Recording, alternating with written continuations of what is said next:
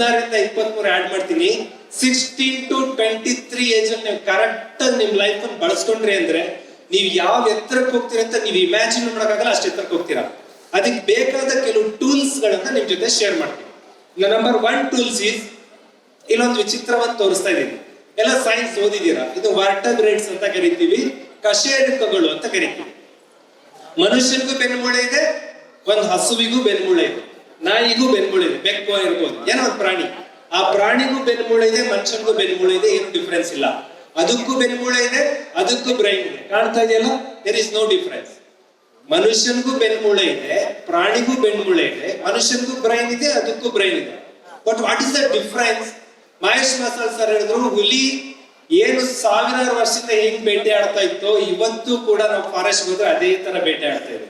ಇಲ್ಲಿ ಬಿಲದಿಂದ ಹೊರಗೆ ಬಂದು ಹೆಂಗೆ ಕಾಳು ಕತ್ಕೊಂಡು ಹೋಗ್ತಾ ಇದೆ, ಇವತ್ತು ಅದೇ ತರ ಇದೆ. ಬಟ್ ಮನುಷ್ಯನ್ ಲೈಫ್ ಆ ತರ ಇಲ್ಲ, ಪ್ರಳಯಾಂತಕ ಚೇಂಜಸ್ ಇದೆ.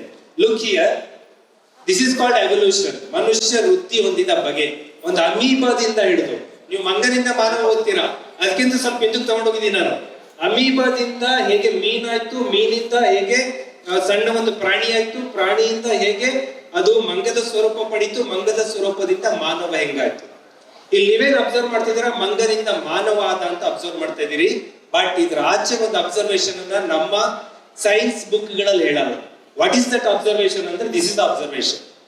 ಇಲ್ಲಿ ಒಂದು ಅಬ್ಸರ್ವ್ ಮಾಡ್ರಿ, ಆ ಮಂಗ ತಾನು ಏನ್ ಆಗ್ತಾ ಇದೆ ಅಂದ್ರೆ ನಿಂತ್ಕೋತಾ ಇದೆ. ಯಾವುದೇ ಹುಲಿ ಇವತ್ತಿನವರೆಗೂ ನಿಂತ್ಕೊಂಡಿಲ್ಲ, ಯಾವುದೇ ಸಿಂಹ ಇದುವರೆಗೂ ನಿಂತ್ಕೊಂಡಿಲ್ಲ, ಯಾವುದೇ ಬೆಕ್ಕು ಇದುವರೆಗೂ ನಿಂತ್ಕೊಂಡಿಲ್ಲ, ಯಾವುದೇ ನಾಯಿ ನಿಂತ್ಕೊಂಡಿಲ್ಲ.